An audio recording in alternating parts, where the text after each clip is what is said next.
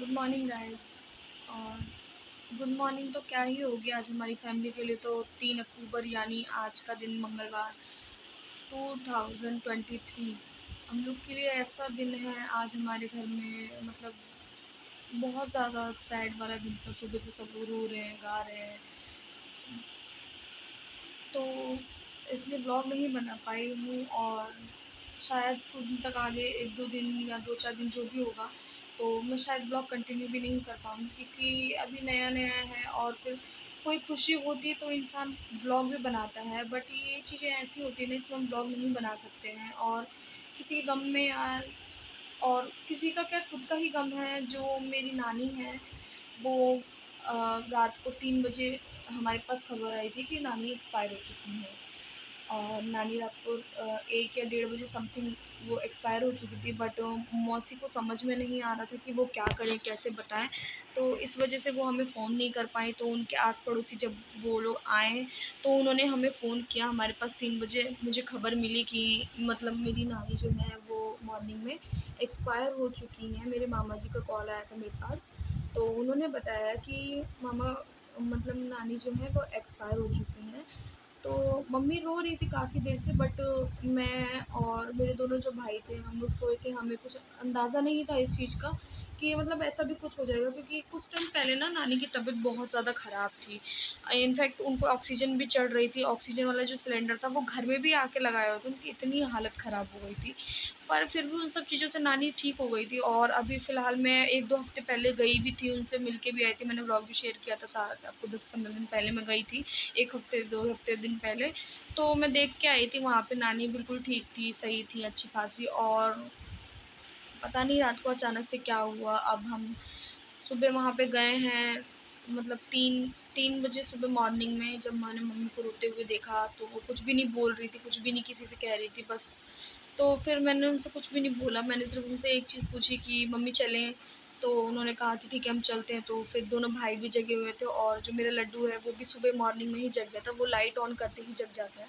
तो वो भी जग गया था। तो हम लोग सब चले गए थे वहाँ पे 3 बजे ही। तो जैसे ही वहाँ पे हम गए, वहाँ मम्मी पहुँचते ही रोना शुरू हो गया। और लगातार 2-3 घंटे इतना रोई हैं कि उनकी आँखें सूज गई बहुत ज़्यादा। मौसी भी रात से बहुत परेशान थी। छोटी-सी बच्ची है, 8-10 साल की परी, मतलब मेरी मौसी की लड़की, मेरी बहन, वो भी रोई जा रही है, रोई जा रही है। तो जो लड़का है मेरा वो थोड़ा डर गया था ये सब देख के, क्योंकि उसे कुछ, 1 साल का बच्चा है, उसे कुछ भी समझ में नहीं आ रहा था क्या हो रहा है, क्यों हो रहा है। बट सबको रोता हुआ देख के ना वो भी रोने लग गया था। पता नहीं अब उसे क्या समझ में आया, क्या नहीं आया हो।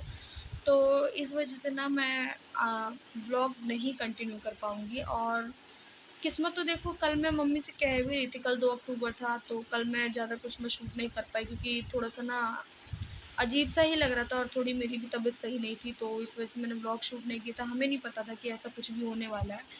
तो कल मैं मम्मी से बार-बार कह रही थी कि मम्मी नानी के यहाँ चलते हैं, नानी से मिल के आते हैं, नानी से मिल के आते हैं। तो मम्मी को अभी 2-3 दिन पहले ना स्टेयर्स से फिसल गई थी, तो उनको थोड़ी चोट आई थी। तो उन्होंने बोला कि अगर तुम्हें जाना है तो तुम चली जाओ, मैं नहीं जा पाऊँगी, क्योंकि मुझे दर्द हो रहा है थोड़ा-सा। मतलब मैं जाऊँगी तो नानी इतनी बीमार रहती है, वो अपना परेशानी देखेंगी या फिर मुझे देखेंगी, मेरा रोना सुन के वो और रोएँगी और परेशान होंगी।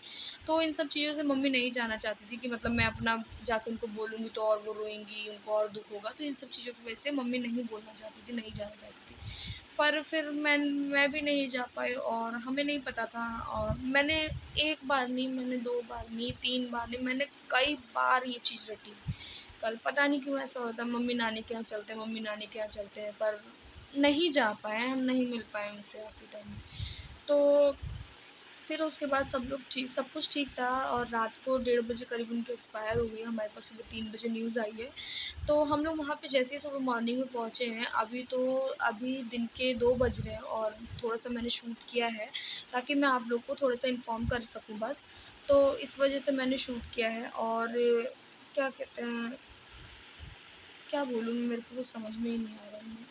कुछ भी नहीं समझ में आ रहा है। बस ये था कि हम वहाँ पे गए हैं, तो आस-पड़ोस के जो भी लोग थे या जो भी जानने वाले थे उनके, तो सब यही बोल रहे हैं कि ना आपकी जो नानी है, या हमारी जो नानी है वो कल तक बहुत अच्छी थी, सबसे मिल के गई हैं और मतलब सबसे हँस बोल के कल अच्छे से घूमी-फिरी है। थोड़ी वो बुज़ुर्ग हो गई हैं, उनके पैरों में ना वो दवाइयों पे ज़्यादा टाइम से चल रही थी। तो कल सबसे उठ के टहली हैं, थोड़ा बहुत घूमी-फिरी हैं, हँसी-बोली है सबसे। तो सब यही कह रहे थे कि बस मतलब कल ऐसा लग रहा था कि अभी तो अब तो बिल्कुल ठीक है, अब तो साल, 2 साल, 3 साल जिएँगी आराम से। पर किसी को भी अंदाज़ा नहीं था कि ऐसा हो जाएगा। जो भी आ रहा है बस यही बात कह रहा है कि हाँ, ऐसा नहीं होना था, कोई उम्मीद नहीं थी। अब इतनी बीमार थी नानी, इतना हॉस्पिटल जब मैं लास्ट टाइम आई थी, अभी 1 महीना पहले मैं आके गई थी यहाँ पे, तो जून में आई थी मैं, तो उस समय भी नानी हॉस्पिटलाइज़ थी। तो उस समय भी मतलब इतनी हालत ख़राब थी उनकी, वो उठ नहीं पा रही थी और टॉयलेट बाथरूम भी अपने खुद से नहीं जा पा रही थी। तो उस समय सबको लग रहा था कि अब नहीं बचेंगी, पर उस समय भी नानी सही हो गई बिल्कुल। और कल सब लोग ये बता रहे हैं कि कल मतलब वो बिल्कुल परफ़ेक्ट हो गई थी, बिल्कुल ठीक-ठाक थी, चल रही थी, हँस रही थी, बोल रही थी। तो अचानक से उनको क्या हो गया अब भगवान जाने कितने दिन का लिखा हुआ, इतने ही दिन का शायद साथ था। पर फिर भी यार एक इंसान होता है बीमारी में चला जाता है या किसी चीज़ से चला जाता है तो इतना वो नहीं होता है। पर एक अच्छा खासा इंसान जब सही होके चला जाता है तो कहीं न कहीं तो बुरा लगता ही है। तो यही थोड़ी-सी अपडेट मुझे देनी थी कि शायद अब मैं वैसे ही व्लॉग कम बनाती हूँ, मैं ज़्यादा कुछ अपने व्लॉग में दिखा नहीं पाती हूँ। और देखो किसी का जन्म होता है या फिर बर्थ होता है, तो वो एक ऐसी चीज़ होती है कि जिसमें हम व्लॉग शूट कर सकते हैं। पर डेथ एक ऐसी चीज़ होती है ना, कहते हैं ना किसी के सुख में जाओ या ना जाओ पर दुःख में ज़रूर साथ देना चाहिए, तो वही वाली चीज़ है कि हम किसी के सुख में व्लॉग बना सकते हैं, पर ये चीज़ बनाना और खुद के घर में हुई हो ना, तो अजीब लगता है। और प्लस बड़े-बड़े व्लॉगिंग होते हैं, व्लॉगर होते हैं, तो वो लोग शूट भी कर सकते हैं क्योंकि वो उनको सब लोग जानते हैं कि उनका काम ही यही है। पर मैंने अभी स्टार्ट किया है और स्टार्टिंग में ही ऐसी चीज़ हो गई है, तो मुझे कोई नहीं जानता है। अभी मेरे घर में भी मतलब मेरी मम्मी-वम्मी सबको पता है कि व्लॉग मैं बना रही हूँ, सबको पता है। पर लोग जो आएँगे ना 4 लोग, वो कहते हैं ना 4 लोग क्या कहेंगे, तो वो जो 4 लोग ही होते हैं ना, वही बात का बतंगड़ बना देते हैं। तो इन सब चीज़ों से बचने के लिए मैंने डिसाइड किया है कि मैं कुछ दिन ब्लॉग नहीं बनाऊँगी और जो भी अपडेट होगी छोटी-मोटी 2, 4, 5 मिनट की, मैं ऐसी वीडियो बना के पोस्ट कर दिया करूँगी। तो यही हो रहा है। अब फिर हम वहाँ से मतलब सुबह 10 सॉरी 11 बजे करीब हम मौसी के यहाँ से चले आए थे अपने घर पे क्योंकि लड्डू भी था वहाँ पे। हम एक तरफ नानी को फ्रीज़र में रखा गया था और मामा मेरे रवि मामा हैं, उनको कॉल कर दिया गया था, वो रात को ही ट्रेन से निकल चुके हैं। और शायद बड़े मामा भी आ रहे हैं या पता नहीं कौन-कौन आ रहा है, देखते हैं कौन-कौन पहुँचता है। तो दूर हैं, अब यहाँ पे मम्मी और मौसी अकेले हैं, तो वो अकेले कुछ भी नहीं कर सकती, मामा लोग यहाँ पे हैं नहीं, राजकोट रहते हैं, दिल्ली रहते हैं मामा। और एक मामा एक्सपायर हो चुके हैं लास्ट 2 इयर्स पहले, तो कुछ भी नहीं कर सकते, इन लोग के हाथ में कुछ भी नहीं है। तो मौसी को मतलब नानी को फ्रीज़र में रखा गया है कि ऐसा कहते हैं ना हमारे यहाँ कि मैं यूपी से बिलॉन्ग करती हूँ, यूपी के मऊ ज़िले, बनारस से आगे, बनारस, आज़मगढ़, बलिया, गोरखपुर, ये जितने भी लोग होंगे ना तो मऊ जानते होंगे। और अदर किसी स्टेट के होंगे तो मऊ इतना ज़िला मतलब बहुत बड़ा ज़िला है, बट इतना कोई नहीं जानता है जितना बनारस, गोरखपुर, बलिया और इन सब चीज़ों को जानते हैं। तो मैं मऊ से बिलॉन्ग करती हूँ, यूपी से। तो हमारे यहाँ ऐसा होता है ना कि मंगलवार को ना, वैसे आज कहा जा रहा है कि आज हम शायद उनका अंतिम संस्कार नहीं कर पाएँगे, उनको जला नहीं पाएँगे। क्योंकि इस वजह से, क्योंकि कहते हैं कि अगर मंगलवार को, पहली बात तो नियम धर्म बहुत होते हैं जो आज का लोग का ना बहुत बिज़ी शेड्यूल होता है। कोई भी हो, मैं हूँ या कोई भी हो, किसी को भी, तो जो बच्चे हैं ना उनके यानी मामा लोग, तो वो निभा नहीं पाएँगे उन धर्म को। तो इस वजह से हम डिसाइड ये हो रहा है कि शायद आज उनका अंतिम संस्कार नहीं होगा, कल मॉर्निंग में होगा, यानी 4 तारीख को मॉर्निंग में होगा। तो ये डिसाइड हो रहा है। और देखा कुछ लोग कह रहे हैं कि नहीं आज ही कर दो, आज ही कर दो, तो देखते हैं क्या होता है। मामा वैसे अभी 3-4 बजे तक आ जाएँगे, पर मैं यहाँ पे हूँ तो मैं वहाँ पर मतलब क्या हो रहा है, क्या नहीं हो रहा है, मुझे नहीं पता, पर हो सका तो शाम तक मैं भी जाऊँगी वहाँ पे।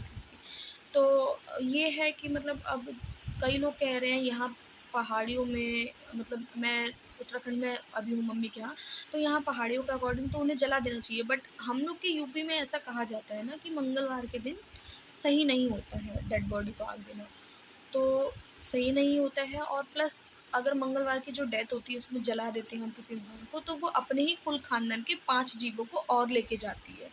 यानी किसी की डेथ अगर मंगलवार के दिन हुई है तो वो अपने आस-पास, आस-पड़ोसी या अपने ही कुल ख़ानदान के 5 जीवों को लेके जाती है, 5 जाने और लेके जाती हैं। तो इस वज़ह से भी मना कर रही हैं मम्मी और मौसी कि आज जलाना सही नहीं है, तो देखते हैं क्या होता है। अपने वैसे तो कायदे से देखा जाए तो यहाँ इन लोग के अकॉर्डिंग तो नहीं करना चाहिए, बट हमें अपने अकॉर्डिंग करना चाहिए जैसा हमारे यहाँ होता है या जैसे हमारे मतलब घर में होता चला है या मतलब मैं ये नहीं कह रही हूँ कि मेरे यहाँ जैसे हो रहा है या मेरे ससुराल में हो रहा है या मेरी दादी के यहाँ जैसा होता है, नहीं, जैसे मामा लोग के यहाँ होता है, जैसे मतलब नानी के वहाँ होता है, वैसे ही उन्हें करना चाहिए ताकि उनको भी मुक्ति फ़ील हो और वो भी छूट जाए अच्छे से, उनको भी मोक्ष मिले। तो इस वज़ह से ऐसा बोल रही हूँ और देखते हैं आगे क्या होता है, आज होता है, कल होता है, क्या होता है, भगवान जाने क्या होगा, क्या नहीं होगा।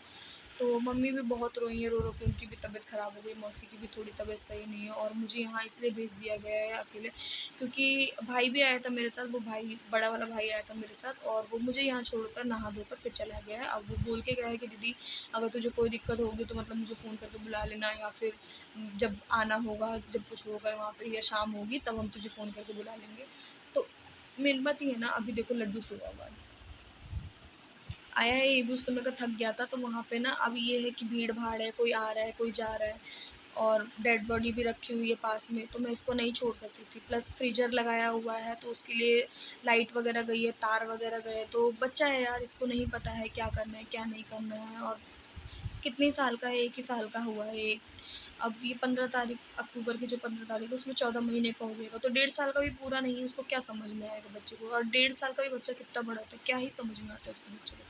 तो डर था इसका कि तार वग़ैरह लगने का और फिर इतने सारे लोग आ रहे हैं, इसे ना तो सोने की जगह मिल रही है और जो आ रहा है रोए जा रहा है, रो रहा है, तो वो सुन के ना ये डर जा रहा है बहुत ज़्यादा। तो मम्मी ने इसलिए मुझे यहाँ भेज दिया कि तू ले जा, तू भी थोड़ा आराम कर लियो और इसको भी थोड़ी देर सुला दी, थोड़ा आराम हो जाएगा इसको भी, तो आराम से फिर चिड़चिड़ापन नहीं होगा इसके अंदर।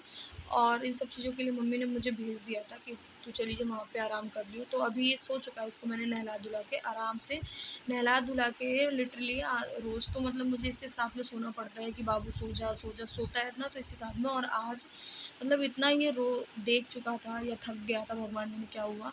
चुपचाप ये इन्होंने सिर्फ़ बोतल से दूध पिया है इसने और आज इसने मुझे भी नहीं ढूँढा कि हाँ, मम्मी लेटेगी या मम्मी सोएगी साथ में तो ही मैं सोऊँगा। गोद में ही सो गया है ये। तो मतलब मैं ऐसा समझती हूँ ना कि मतलब मेरा बच्चा जो है ना लड्डू, वो मुझे बहुत समझता है यार, बहुत समझता है। छोटा भी था ना जब 2-3 महीने का तो अगर मैं इसे कभी हॉस्पिटल लेके जाती थी, इसको भी मैं दिखाने लेके गई जब ये 7 दिन का था, तो जेके लोन बुलाया गया था। मैं जयपुर के जो लोग होंगे, जयपुर में जो लोग रहते होंगे, वो लोग बहुत अच्छे से जानते होंगे जेके लोन हॉस्पिटल बच्चों का स्पेशलिस्ट है। तो मेरे को डिलीवरी के बाद 7 दिन के बाद मेरे को बोला गया था कि अपने बच्चे को लेके आप जेके लोन में एक बार टेस्ट के लिए दिखा दीजिएगा, नॉर्मल है, क्या नहीं है, 7 दिन के बाद आप एक बार चेकअप के लिए जाइए। तो मैं इस बच्चे को कभी भी लेके गई हूँ, कितना भी भूखा रहे ये लड़का मेरा, छोटा था। तो 1-2 महीने का था तब भी हमने देखा, 15 दिन में भी देखा, अगर इसे भूख लगती थी ना ये बाहर में, तो ये रोता नहीं था कभी भी। सिर्फ़ अपनी ना ये जो थंब होती है ना, मुँह में ले जाता था और सक करता था। मतलब थंब चूसने लगता था अपना। तो मैंने ये चीज़ देखी है, मेरा बच्चा जो है ना वो सच में मुझे बहुत समझता है और मुझे बिल्कुल भी परेशान नहीं करता। मैं अपनी प्रॉब्लम की वजह से अगर मैंने उस पे 1-2 बार हाथ भी उठाया तो या तो किसी और का फ्रस्ट्रेशन उतरा है उस पे या फिर कुछ ऐसा जो हुआ है मतलब किसी और का ही गुस्सा था, तो उसकी वजह से मैं कभी परेशान नहीं होती। अभी तक तो नहीं हुई फ़िलहाल में। तो ऐसा ही है, मैंने इसको कई बार देखा और 15 दिन का था ना तो लास्ट ईयर हम इसको गणेश चतुर्दशी पे मोती डूंगरी लेके गए थे। जयपुर में ही बहुत बड़ा मंदिर है मोती डूंगरी, गणेश जी का टेम्पल है जो कि गणेश चतुर्दशी में ना पूरे जयपुर की भीड़, जयपुर क्या पूरे राजस्थान और जो लोग इस बाहर के भी जानते होंगे, तो बहुत दूर-दूर से लोग वहाँ पे जाते हैं। तो पदयात्रा गई थी यानी 15 डेज़ यानी 15 दिन हुए थे मेरी डिलीवरी को। 15 अगस्त को मेरा लड़का हुआ था और 30 अगस्त को गणेश चतुर्दशी 30, 29 या 31 ऐसे ही कुछ में थी, मतलब अगस्त में थी 15-16 दिन के आसपास। तो 15 दिन के अंदर मैं वहाँ से पैदल गई थी अपनी डिलीवरी में अपने छोटे से बच्चे को लेके। इसको तो इसके पापा ने ही ले रखा, पूरे रास्ते इसके पापा लेके गए इसे गोद में ही और क्योंकि मेरी डिलीवरी हुई थी, स्टिचेज़ थे, इतने सूखे नहीं थे, तो मैं इतना इसको लेके नहीं चल पा रही थी। बट मेरे हस्बैंड की मन्नत थी कि मैं अगर मेरा बच्चा सही सलामत हो जाएगा क्योंकि हम दोनों हस्बैंड वाइफ़ थे, तो हमने पूरी डिलीवरी अकेले झेली है, सारी डिलीवरीज़ पूरे जो भी 9 मंथ ऑफ प्रेगनेंसी थे, तो हम दोनों ने अकेले जाए। तो मेरे हस्बैंड की मन्नत थी कि जब मेरा बच्चा अगर सही सलामत हो जाएगा, सब कुछ ठीक रहेगा, तो मैं उसको नंगे पैर लेके आऊँगा आपके यहाँ। तो हस्बैंड का साथ देने के लिए मैं भी उनके साथ गई थी, नंगे पैर गई थी। तो बहुत ज़्यादा हालत ख़राब हो चुकी थी उस समय तो तब भी मेरा बच्चा यही था, इसको मैं दूध मैंने कई जगह रुक के पिलाया पर इसने नहीं पिया बीच में। फिर जब मॉर्निंग में ना इसे भूख लगी, 4-5 बजे हम मंदिर के दर्शन करके जब वापस आए ना सुबह मॉर्निंग में, तो इसने कुछ भी एक चूँ तक नहीं की उस बच्चे ने, चुपचाप से अपना अंगूठा चूसा है। तो मेरा ना उस दिन ना मेरा एक कलेजा सा फट गया मेरा, कि मतलब इतना छोटा बच्चा है यार और ऐसा कैसे हो सकता है? तो यही सब बातें ना मुझे इसकी बहुत अच्छी लगती हैं, समझता है चीज़ों को। अब बड़ा होके भगवान जाने क्या होगा क्या नहीं, पर अभी बहुत समझता है, मुझे बहुत सपोर्ट रहता है इसका और कहीं न कहीं जीने की वजह भी है मेरी। तो ऐसा होता है ना हम अपनी लाइफ़ से बहुत ज़्यादा थक जाते हैं।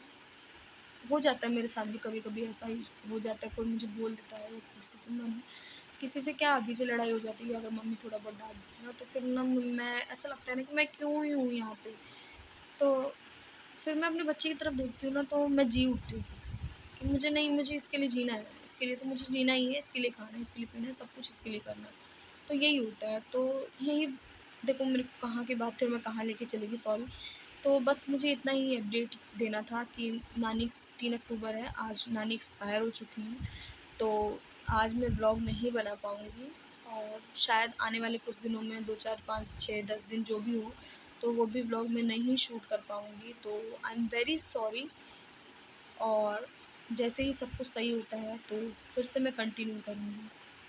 तो अभी तक के लिए सिर्फ़ इतना ही। बाय।